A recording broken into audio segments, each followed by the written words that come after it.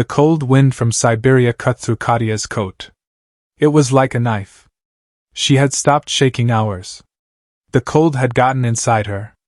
Now it was around her bones. It felt like winter all the time. Katia held a photograph of her mother. It was the one thing she had taken from her apartment in Irkutsk. She looked out the bus window at the trees giving way to a snow-covered field. 3 weeks ago her uncle had come home drunk. He was waving a letter around. "This is news, Katenka," he slurred. "You're going to America. A good man, a rancher needs a wife." Katia had locked herself in the bathroom. In Russia people were very poor. Her uncle controlled her papers. A 19-year-old girl like Katia had no power. The money, $15,000, had already been paid. Katia felt like a thing being sent. The rancher's name was Silas Cole. He was 62 years old. He had been married before. He lived 60 miles from Dixon, Montana, a town with 47 people. The man who arranged the marriage said Silas was a man. Katia later found out that good meant he was haunted. The bus stopped at a crossroads. There was a mailbox and a man standing next to a pickup truck. He wore a jacket and a hat pulled low over his face. He didn't wave. He just opened the door. Waited. Katia got off the bus. Her boots made a crunching sound on the ground. The wind took her breath away. "You're the girl?" he asked. His voice was rough like gravel. Katia nodded. She was holding her one bag. "Get in," he said. The drive to the farm took 45 minutes. Silas didn't talk. He just looked at the road. Held the steering wheel tight. Katia looked at Silas Cole. She saw the lines around his mouth. The way his hand shook. How he jumped at every bump. This was not a man who wanted a wife. This was a man who had bought a solution to his loneliness. Katia was it. The farmhouse was old and small. The porch was falling down. The barn looked like it would collapse soon. Inside it smelled like smoke. Old coffee. Something sweet. Like the bags of flowers her mother used to make. Silas hadn't moved them after his wife died. "Your room is upstairs. Door on the left," he said. He dropped her bag by the stairs. "We eat at 6. I usually eat alone. You're here now." That night they sat across from each other at a table. Silas had made stew. It wasn't very good. It was hot. Katia ate slowly, counting the seconds between his bites. When she finished she said, "Thank you?" in English. The word she knew besides yes and no. Silas Cole looked up. For a moment his eyes were soft. "You speak English?" he asked. "A little," Katia said. She held up her thumb. Finger together. "We'll work on that," Silas Cole said. He stood up. Took the bowls. Washed them. Then he went to the door. Put on his coat. Said, "I sleep in the house back. The house is yours. Don't go near the north field after dark." Before Katia could ask why he was gone. The first month was like a war. They didn't talk. Katia cleaned the house from top to bottom. Not because she was thankful. Because it kept her from thinking about the knives in the kitchen. The gun above the fireplace. Katia learned to cook Silas Cole's meals. Fix his clothes. Avoid his eyes. She also learned to listen. At night she could hear Silas Cole talking to himself. Like he was praying. Saying names.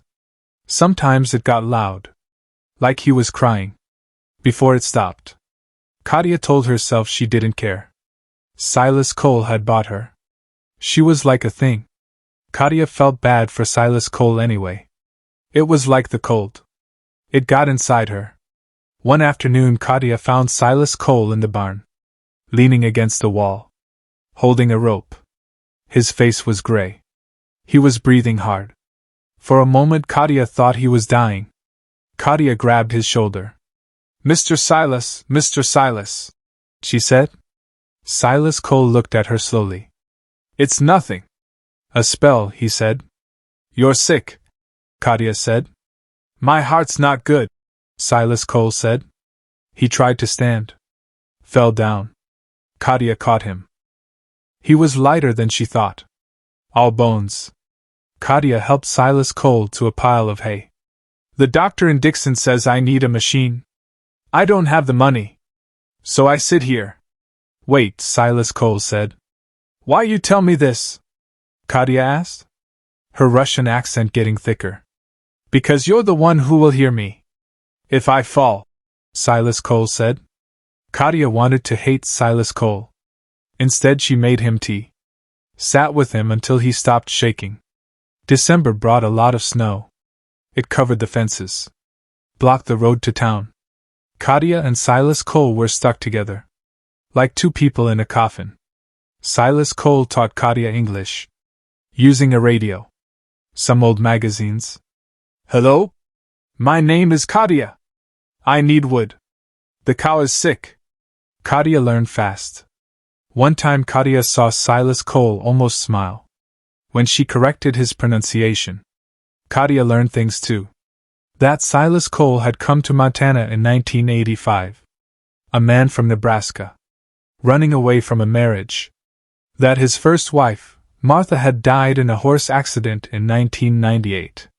That his second wife, Joy, had been the one who made the bags of flowers. She had died 9 years ago. That Silas Cole had a daughter, Clara, who didn't talk to him since her mother's funeral. She said I buried her mother fast, Silas Cole said one night by the fire. Maybe she was right. I couldn't stand the silence in this house. It was eating me. So you bought me, Katia said, her voice flat.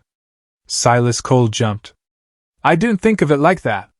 The man who arranged it said you wanted to come. That you needed a start. He lied, Katia said. Silas Cole looked into the fire for a time. I know. I figured it out after 2 weeks. The way you look at the windows. Like you're thinking of escaping. Katia felt her throat get tight. No one had ever noticed that before.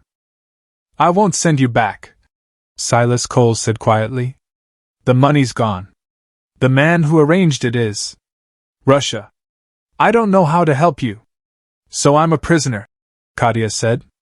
No, Silas Cole said. He turned to face her. For the time Katia saw tears in his eyes. You're free.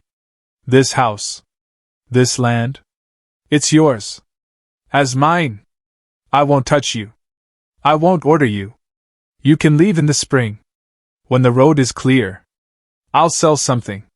Buy you a ticket to anywhere you want to go. I promise. Katia didn't believe Silas Cole. She couldn't.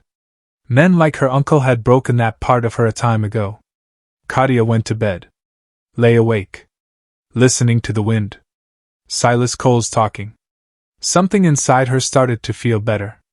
January was the month a big storm came. The power went out for 9 days. Katia and Silas Cole sat in the living room. Wrapped in blankets. Burning furniture for warmth.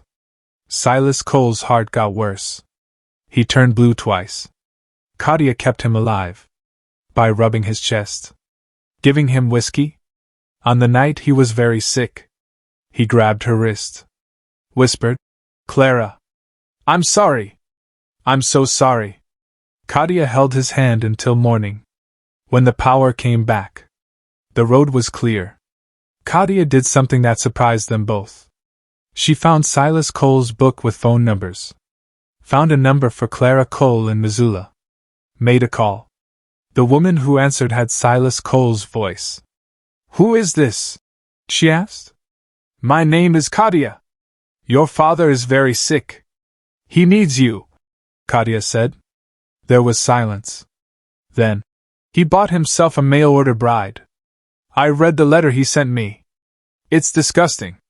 He's not a man. He's lonely and stupid like men, Katia said, holding the phone tight. He says your name in his sleep. Please, Katia said. Clara arrived 3 days later. In a Subaru with chains on the tires. She was 34 years old. With her father's jaw. Her mother's eyes. That always seemed to be looking out for something. Clara took one look at Katia. At the girl's bruised hands. Her sweater. Her frame. Her face got hard. He made you come here, Clara said. He paid me, Katia said slowly. He didn't make me. He gave me a choice. Clara didn't believe her at first. She spent a week watching Katia make Silas Cole's meals, chop his firewood, read to him when his eyes got too tired. Clara saw her father flinch every time Katia came into a room. Not because he was scared. Because he was ashamed. Clara saw Katia teach her father how to say sorry. One evening Silas Cole said, "I'm sorry I bought you. That was a thing to do. I was a man." Katia just shrugged. "You gave me a place to live. You gave me food. You didn't hurt me." Silas Cole said, "That's not enough." Katia said, "In Russia that's a lot. We can make things better." Katia smiled. A smile. The one since her mother died. "We can make a start." Clara stood in the doorway. She had heard everything that was going on. That night she sat down with Katia at the table. She said, "I am taking my father to Missoula. There is a doctor in Missoula who can help my father. You are coming with us, Katia, to Missoula." Katia asked Clara, "Why are you making me come with you to Missoula, Clara?" Clara said, "You are part of our family now, Katia. You have to come with us to Missoula. Whether you like it or not, you are coming with us, Katia." The doctor in Missoula fixed my father Silas' heart in February. When Silas woke up, he had a machine inside his chest. Clara and Katia were both holding Silas' hands. He looked at Clara and Katia. He thought about Katia, the girl he had tried to buy. He cried like a baby, Silas did. Spring finally came to Montana that year. It took a while. It arrived. Katia helped Clara fix the roof of their house. Silas told them what to do from his chair.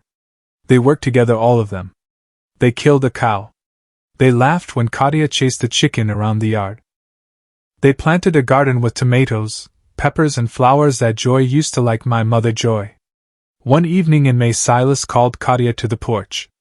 He said, "I talked to a lawyer and he says the paper that says you are my wife, Katia, is not worth anything. You could have me arrested, Katia, if you wanted to." Katia leaned on the railing of the porch. She asked Silas, "Do you want to be arrested, Silas?" Silas said, "No, I want you to have this." He gave Katia a paper that said she owned some land, Katia's land. "You can stay here on our land, Katia. You can go wherever you want, Katia. You can sell the land, go to Paris if you want, Katia. You are not my wife, Katia. You are a girl who helped me, Silas, when you did not have to help me, Silas." The wind smelled like dirt and new grass smell. Katia thought about the bus ride that brought her to our place, the ground she slept on, and the man who did not smile at her, Silas. She thought about the house, the flowers, and the way Silas said, "Your room," or "our room," to Katia. She put the paper in her pocket, Katia did. She said, "I will stay here with you, Silas and Clara. For now I will make my food here in our house. I will sleep in the house, our house. You will teach me how to drive a tractor, Silas, my father Silas." Silas, it was a sound, a happy name. He said, "Okay, Katia, okay." Clara came out with a bottle of vodka. The three of them, Clara, Katia and Silas, sat on the porch as the stars came out, stars. They did not talk about the past, their past. They did not need to talk about it, the past. The silence between them was not awkward anymore, not awkward. It was the silence of people who had been through a lot and found that things were getting better for them, for all of them. Away a wolf howled, a wolf. It sounded wild and free, very free. Katia smiled, a smile. She raised her glass, Katia's glass. Said, "Thank you, Silas. Thank you, my father Silas."